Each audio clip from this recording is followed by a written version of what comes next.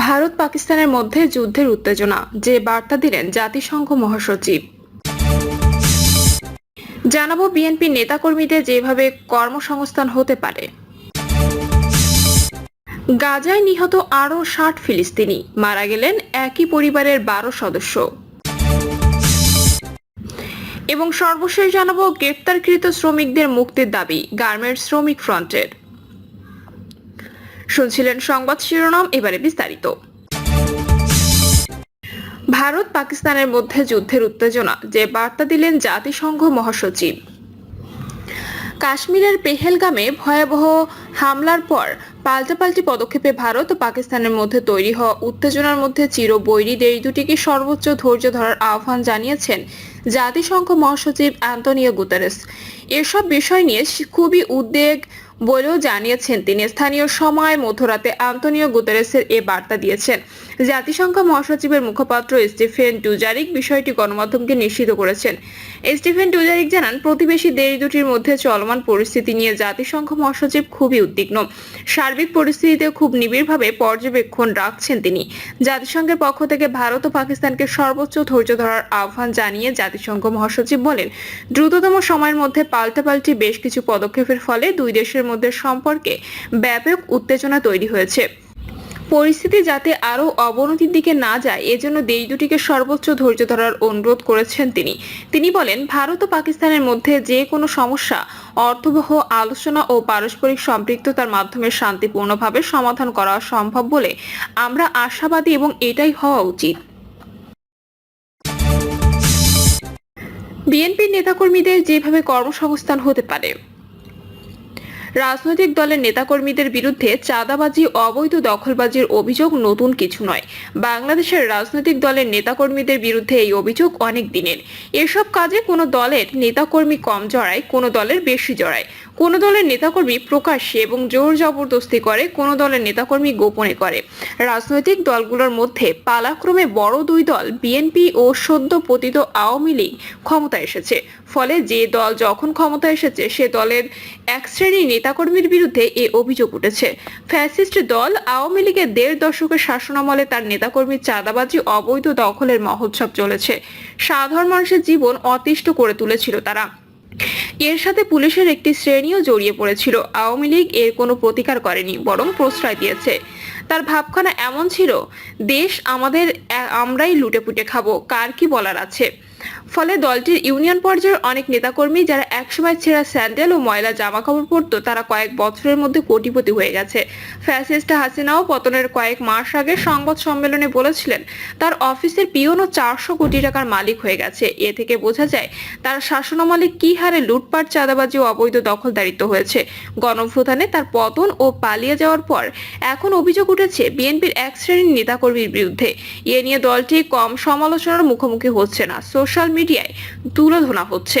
দলের হাইকমান্ড থেকে বারবার করা বার্তা দেয়া এবং অনেককে বহিষ্কার করেও নিবৃত্ত করা যাচ্ছে না। অবশ্য বিএনপি নেতাকর্মীদের অভিযোগ, বিএনপির বদনাম করার জন্য প্রতিপক্ষ এসব অপপ্রচার চালাচ্ছে। তারা জামায়াতকে ইঙ্গিত করে বলেন, তারা তো ব্যাংক দখল করে ফেলেছে, বিভিন্ন মন্ত্রণালয়ে নিজের লোকজন বসিয়ে আধিপত্য বিস্তার করেছে, হাদিয়ার নামে রসিদ দিয়ে চাঁদাবাজি করছে। এগুলো নিয়ে কেউ কোনো কথা বলে না, কেবল আমাদের দোষটাই দেখে। বিএনপির এক শ্রেণীর নেতাকর্মী যে চাঁদাবাজি ও অবৈধ দখলে যুক্ত তা অস্বীকার করার উপায় নেই। অবশ্য আমাদের দেশে সুদীর্ঘকালে যে রাজনৈতিক অপসংস্কৃতি চলে আসছে, এটা তারই কন্টিনিউটি বা ধারাবাহিকতা বলা যেতে পারে। এ থেকে বের হওয়ার কোনো উদ্যোগ বা পথ কোনো দলই নেয়নি। তাদের মধ্যে এই প্রবণতা বিদ্যমান। এটা ক্ষমতাসীন দলের নেতাকর্মীদের কর্মসংস্থান অধিকার। ফুটপাত, রাস্তাঘাট, বাজার, market, bus terminal, launch terminal ইত্যাদি স্থানে তারা চাঁদাবাজি ও অবৈধ দখল করে জীবিকা নির্বাহ করে। এতে কোনো বিনিয়োগ লাগে না। ক্ষমতার জোর ও অন্যের বিনিয়োগই তাদের পুঁজি। তারা শুধু সারাদিন ঘোরাঘুরি করবে, সন্ধ্যা হলে চাঁদার টাকা নিয়ে বাসায় ফিরবে, বড়লোক হবে। যারা চাঁদাবাজির শিকার হচ্ছে তাদের কি অবস্থা হচ্ছে, কি দুর্ভোগে দিন কাটে, তা নিয়ে তাদের কোনো মাথা ব্যথা নেই। ব্যবসা হোক বা না হোক, চাঁদা দিতেই হবে, তা না হলে ব্যবসা বন্ধ। যে চাঁদা দিতে পারবে সেই ব্যবসা করবে। এই চাঁদাবাজি ফুটপাত থেকে শুরু করে কর্পোরেট শিল্প পর্যন্ত বিস্তৃত।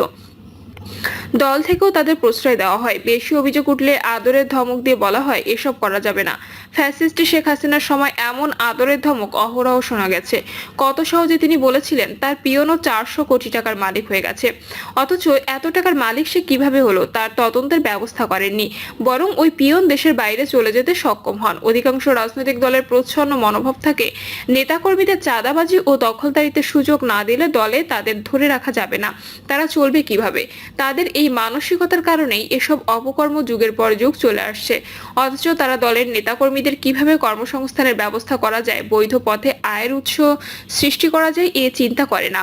দলের মাঠ পর্যায়ের বা তৃণমূলের নেতাকর্মীদের কথা বাদ দেওয়া যাক, যাদের ব্যবসা বাণিজ্য আছে সচ্ছল, তাদেরকেও চাঁদাবাজি ও অবৈধ দখলদারিত্বে যুক্ত হতে দেখা যায়। এটাকে বলে উপরের লেভেলে চাঁদাবাজি ও দখলদারিত্ব। কিছুদিন আগে আমার এক আত্মীয় বলেছিলেন 5ই আগস্ট হাসিনার পতনের পরপর একটি রাজনৈতিক দলের নেতা রাতারাতি একটি ভবনের 3টি ফ্ল্যাট দখল করে নিয়েছেন। ভবনের মালিককে দিয়ে ফ্ল্যাটের মালিকানা লিখিয়ে নিয়েছেন, ভাড়াটিয়াদের বলে দিয়েছেন এখন থেকে বাসা ভাড়া তাদের দিতে হবে। এমন নীরব এবং সরব চাঁদাবাজি বহাল রয়েছে। সম্প্রতি একটি নতুন রাজনৈতিক দলের বেশ কয়েকজন কেন্দ্রীয় নেতার বিরুদ্ধে চাঁদাবাজি, টেন্ডারবাজি, বদলি বাণিজ্য, কমিশন বাণিজ্যের অভিযোগ সামাজিক যোগাযোগ মাধ্যমে ভাইরাল হয়েছে। অভিযোগ উঠেছে দলটির গড়ে ওঠার সময় অর্থের সংস্থান করেছে পতিত শেখ হাসিনার অন্যতম দোসর একটি শিল্প গোষ্ঠী। এই প্রতিষ্ঠানের প্রতিষ্ঠাতা, যে কিনা হাসিনার পতনের কয়েকদিন আগেও ব্যবসায়ীদের সম্মেলনে বলেছিলেন মরণের পরও আমরা শেখ হাসিনার সাথে আছি, দেখা যাচ্ছে নতুন এই দলটি প্রস্ফুটিত হওয়ার আগেই মারাত্মক অভিযোগে অভিযুক্ত হচ্ছে। তাহলে তারা দেশে যে নতুন বন্দোবস্ত চায় তা কি করে হবে? তারা কি নৈতিকভাবে আর এই দাবি করতে পারে? তাদের বিরুদ্ধে যেসব অভিযোগ উঠছে দেখা যাচ্ছে তারা সেই পুরনো বন্দোবস্তকে আঁকড়ে ধরেছে। তাহলে পরিবার, সমাজ ও রাষ্ট্রের ইতিবাচক পরিবর্তন হবে কিভাবে? বিষয়টি তো জনমনে এও পারসেপশন সৃষ্টি করেছে, যে যায় লঙ্কায় সে হয় রাবণ। চাঁদাবাজি, অবৈধ দখলদারিত্ব, মানুষের সাথে ক্ষমতার দাপট দেখানোর বিষয়গুলো রাজনীতি থেকে চিরতরে বন্ধ করা এখন সময়ের দাবি। বর্তমান হাইটেক প্রজন্ম এগুলো পছন্দ করে না, তাদের জগৎ একেবারে আলাদা। তারা উন্নত জীবনের স্বপ্ন দেখে। এর স্বপ্নের মাঝে যদি তাদের সামনে রাজনৈতিক দলের নেতাকর্মীদের অপকর্ম ভেসে আসে, তাহলে তাদের হতাশ হওয়া ও নিরাপত্তাহীনতা ভাবা স্বাভাবিক। বলা বাহুল্য, ফ্যাসিস্ট হাসিনার 1.5 দশকে পুরো দেশ পরিণত হয়েছিল এক অনিরাপদ জনপদে। সে সময় দেখেছি অনেক মেধাবী শিক্ষার্থীকে পড়াশোনার জন্য বিদেশে পাড়ি দিতে। মধ্যবিত্ত পরিবারের অনেক বাবা মা অনিচ্ছা থাকা সত্ত্বেও কষ্ট করে সন্তানকে বিদেশে পাঠিয়ে দিয়েছেন। এর মূল কারণই ছিল দেশের শিক্ষাঙ্গনে সদ্য নিষিদ্ধ ছাত্রলীগ হাসিনার প্রশ্রয়ে সন্ত্রাসীদের আখড়ায় পরিণত করেছিল, যেখানে শিক্ষার পরিবেশ বলতে কিছু ছিল না। সন্তানের ভবিষ্যতের কথা চিন্তা করে তখন অনেক বাবা মা তাদের বিদেশে পাঠিয়ে দিয়েছে। যেসব মেধাবী সন্তানের পরিবারের সামর্থ্য ছিল না, তারা এক ভয়ের পরিবেশে ভীতত্রস্ত হয়ে কোনো রকমে পড়াশোনা চালিয়ে গেছে। হাসিনার পতন ও পালিয়ে যাওয়ার পর দেশের মানুষ যেমন হাঁপ ছেড়ে বেঁচেছে, তেমনি তারা আশাবাদী হয়েছে যে দেশ পুরনো রাজনৈতিক অপসংস্কৃতি, দুঃশাসন, অত্যাচার, নিপীড়ন, নির্যাতন থেকে বের হয়ে আসবে। তবে যতই দিন যাচ্ছে রাজনৈতিক দলগুলোর কর্মকাণ্ড, কথাবার্তা, আচার আচরণে কেবল সেই পুরনো সংস্কৃতির ধারাবাহিকতা প্রকাশিত হচ্ছে। কোনো পরিবর্তন নেই। তারা দেশের মানুষকে আশ্বস্ত করছে না দেশ এক নতুন প্রেক্ষাপট ইতিবাচক ধারায় পরিবর্তিত হবে। বলছে না হাসিনার শাসনামলে ভেঙে দেওয়া পারিবারিক, সামাজিক ও ধর্মীয় মূল্যবোধ, রীতিনীতি, অনুশাসন প্রতিষ্ঠিত করে দেশকে একটি আধুনিক ও উন্নত দেশে পরিণত করা হবে। বিশ্বে দেশকে একটি মূল্যবান জায়গায় পরিণত করা হবে। বলছে না সিঙ্গাপুরের মতো ছোট্ট একটি দেশ, যেখানে তার নিজস্ব সম্পদ ও জমি খুবই সীমিত, এ দিয়েই তারা যেভাবে বিশ্বে গুরুত্বপূর্ণ দেশ হয়ে উঠেছে, সেখানে আমরা বিপুল জনশক্তি, মেধাবী প্রজন্ম ও প্রাকৃতিক সম্পদকে কাজে লাগিয়ে তার চেয়ে বেশি উন্নত দেশে পরিণত হব। স্বাধীনতার ঘোষক জিয়াউর রহমান তো এই পরিকল্পনা নিয়ে এগিয়ে যাচ্ছিলেন। তিনি দেশের মেধাবী তরুণ ও শিক্ষার্থীদের নিয়ে দেশের সম্পদের সাথে পরিচয় করিয়ে দিতে ঘুরে বেরিয়েছেন। তাদের দেশের কাজে লাগানোর উদ্যোগ নিয়েছিলেন।